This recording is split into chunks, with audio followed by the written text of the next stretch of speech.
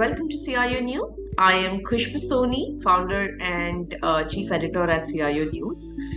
This is our exclusive interview series on the topic of voice of CISOs. And on my today's interaction, I have Archit Rajesh, the General Manager IT and Group CISO at TeamLease Services. Archit has a decade plus years of experience working with various brands like Jubilant Foodworks, Times Internet, G4S, and many more. Archit, great to have you once again on our platform, and I'm really looking forward to have this discussion with you and understand from you on your journey since the time we spoke. Thanks, Khushbu, for having me here yet again. So journey has been very exciting. I think one significant change that has happened since last time when I was here, I was the CISO for TeamLease Services and primarily was tasked with managing information security, data privacy, and IT compliance for TeamLease Services Limited, which is the publicly listed firm of the company and the group. But last year, my role expanded to a group CISO, where now the idea is that how I can take charge of the same portfolio at a group level and can consolidate the information security and data privacy and IT compliance posture at a group level. Great. So I think with that, I'm really excited to now understand from you and learn from you what has been your perspectives in the last couple of years around cybersecurity. And our today's topic is cybersecurity, because I believe that it is very, very important that we talk about it, and that is one of the reasons also that we started a very specific series with CISOs where we'll be talking around the trends, challenges around cybersecurity, and you are our first guest for the series. So I'm really looking forward to have that discussion, Archit. Thanks, Khushbu. So happy to be joining the inaugural discussion of the series. Thank you for giving me that opportunity. I'll try that I do justice to that. I think there's no doubt about the fact that cybersecurity is an undeniable priority for all businesses, and not just businesses. In fact, in today's times, I believe consumers as well, right? And this is predominantly for two reasons. One is that, of course, everything is going digital. And if you just look at one of the interesting insights that I'm fond of quoting at almost every stage I take on or every discussion that I start with, that by 2022, we had already clocked 76 zettabytes of data globally. Now, 76 zettabytes, we see, to put things into perspective, 1 zettabyte equals 1 trillion gigabytes. Now, this is huge. And if the predictions are going to be in line, which I truly believe, by 2025, 2026, we would be well above 200 zettabytes. So that's the amount of data and digital footprint that's there. And it's quite obvious that most organizations are on their digital transformation journeys. Gone are the days where people used to expand their brick and mortar presence. People are mostly doing away with them because that's how the consumer mindset is also moving in that direction. And that's the reason most companies are expanding their digital and cyber footprint. Hence, cybersecurity is an undeniable and topmost priority. Absolutely, Archit. Very well said with data stats. So to begin with, also, if you can throw some light in the supply chain industry, what are the ongoing trends of cybersecurity? Sure, Khushbu. So, firstly, let's take a step back and understand that why suddenly supply chain has become an important conversation piece in the context of cybersecurity, right? This is because I think in today's world, supply chains are no more linear. Gone are the days where you would have something transported from node 1 to node 2 and then subsequently node N, right? Today, if you see, it's all branched. Imagine an NBFC who actually has something set up on a cloud, has some of the supporting products coming out from some other software partner. Maybe another software partner is giving them a CRM or a solution for their customer queries and things like that. So everything is so branched. That's the reason I think, the world is getting more and more integrated. Hence, the concept of supply chain. Now, talking about supply chain, if you just look at it, like I said, the world is, of course, more integrated. And with that, I think it's been said that if data is the new oil, then API is the pipeline, right? So that clearly means that there's a big rise in the number of integrations and integration points across the globe. One report suggests that in last 3 years, the total rise in integration across the global systems has been more than 700%. Now, if you just look at that, that is really, really huge. And of course, with that, there are several components in supply chain. You bring in the cloud security piece, then you bring in the IoT and so many other things. That's the reason I think why supply chain cybersecurity is now quite an important topic. Absolutely, I think very well said. Archit, what are the considerations organizations must adapt, while implementing cybersecurity strategies? So I think that's quite a wide question. I'll try and provide a crisp response to that. I think largely every strategy has to be based on three vectors. Like one is people, then there is process, and there technology, right? So even if we apply the same model to cybersecurity from an organizational strategy perspective, then I think of course it is very important that we educate the people and we invest a good amount of our energy and investments in training people, because people are of course the weakest link in the chain. So that's the reason it's very important. And when I say people, it's not just your engineering folks, your developers, or your network operating guys, or your cloud ops people, but technically everyone. Think about a procurement team, right? I think a procurement team definitely should know the basic know-hows, that how exactly you need to do some amount of due diligence when you're procuring digital products. From that angle, I think training becomes very important. Second is, of course, process. I think risk management is very important. Today, like I said, that supply chains are no more linear. So you are integrating with so many different parties. It's important that you understand that who are the interested parties, who are your third-party stakeholders, what are the risks that are already on board, what are the risks that are going to get modified as you bring in more people, are there enough countermeasures, if countermeasures are relevant or not, because most of the time people do not realize that once you have put in a countermeasure, it is important that that measure stays relevant, right?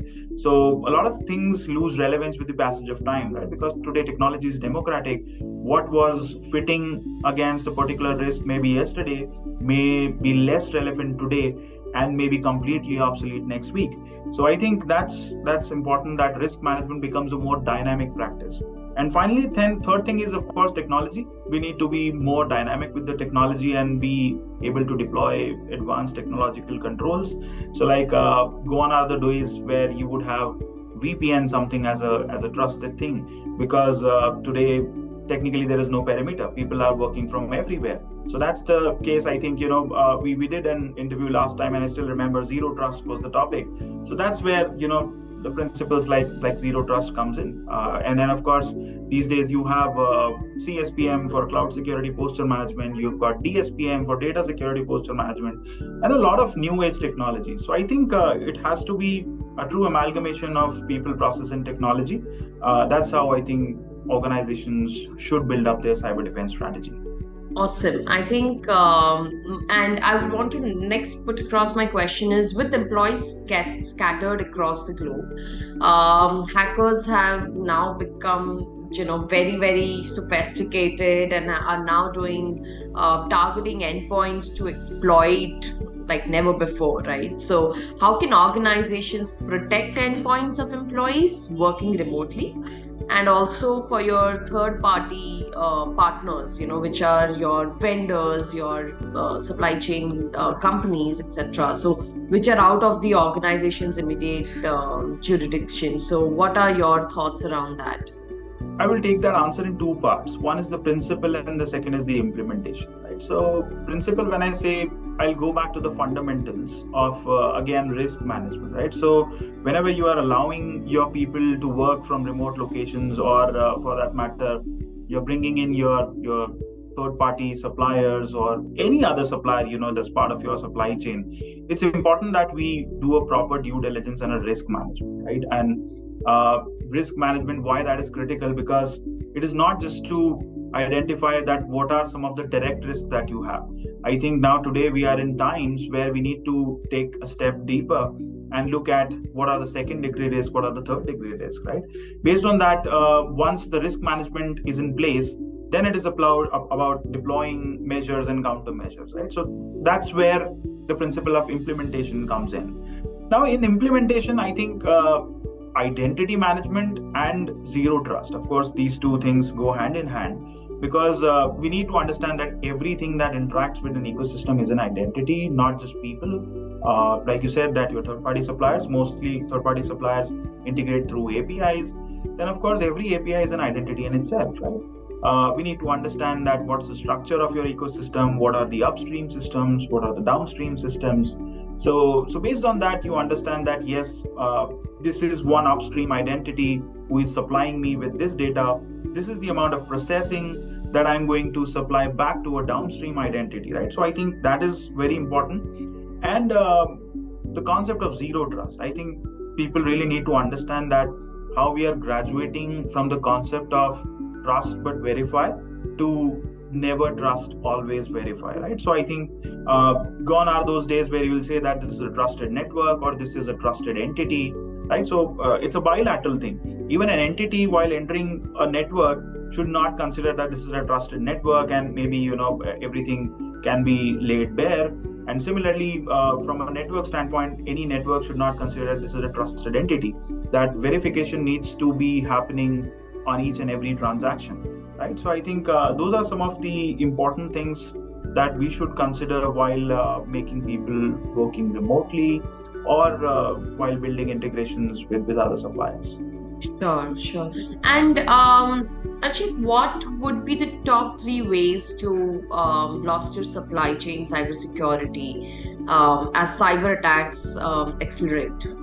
So for supply chain cybersecurity, particularly, there can be many ways. But if I have to boil down the top three, first would be that we should map out our technology suppliers first, right? I think that is again a skew that I'm taking from the science of risk management, because mostly we are at places where we miss out that yes, this is also a vulnerability or this is also a potential threat area, right? So mostly if you just see, risk managements in organizations are not really complete because they say that this is the scope of the risk management. I think that scope has to be absolutely in line with the overall landscape of the business or the organization per se. So I think mapping out your technology suppliers is definitely the first part.